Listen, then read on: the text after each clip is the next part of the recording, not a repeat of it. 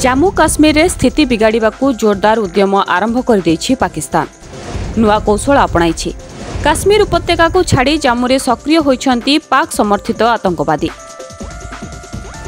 जम्मूर विभिन्न अंचल रे गत मासेरु अधिक समय धरी सुरक्षा बाहिनी को टार्गेट करुछंती आतंकवादी। एणे प्रतिकूल पागर फायदा उठाई सीमा आरपटू अनुप्रवेश वृद्धि करबा पई मध्य उद्यम आरंभ कर देछि पाकिस्तान। एलओसी पुणी अशांत हो उठी। एलओसी रे थिबा भारतीय सेनार फॉरवर्ड पोस्ट उपर को बारंबार गोली चालना करुछि पाकिस्तान रो border action team BAT. LOC रे बीएटी रो गोली चालना वृद्धि पाइथिबा बेले जम्मू और काश्मीर रो विभिन्न स्थान रे आतंकवादी कार्यकलाप बढ़िबारे लागिछि। एही मासरे सीमापार गुलीगोला वर्षण और विभिन्न स्थान रे आतंकवादी आक्रमण रे भारतीय सेनार 12 जन जवान शहीद होइछंती। ऑपरेशन ऑल आउट जोगु काश्मीर उपत्यकार परिस्थिति शांत पड़िथिला। उपत्यकार कड़ा सुरक्षा बंदोबस्त जोगु पाक समर्थित आतंकवादी माने एबे जम्मू को टार्गेट करबा आरंभ करिसेंती।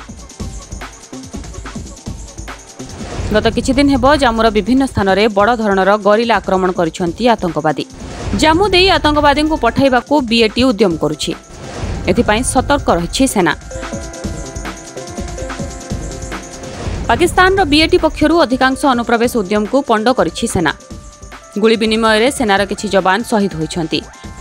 पाक प्रशिक्षित आतंकवादी को कड़ा टक्कर देबाकू प्रस्तुति करिछि भारतीय सेना। गोइंदा सूचना आदान प्रदान को सुसंगठित करा जायछि। पाकिस्तान रो छाया युद्धर जवाब देबाकू जम्मू रे अधिक फोर्स मुतयन करिछि सेना। जम्मू भितर को पसि आसिथिबा 50 रु 60 पाकिस्तानी आतंकवादी को निपात करबा पई सेना पक्षरु आरंभ होइछि मिशन ऑल आउट।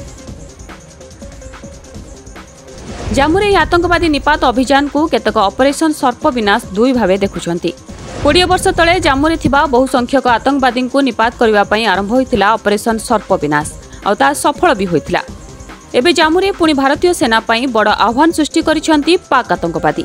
हेले एथरा भी भारतीय सेना निज अभियान रे सफल हेबो सेथिरे संदेह नाही। ब्यूरो रिपोर्ट, ओडिशा संवाद।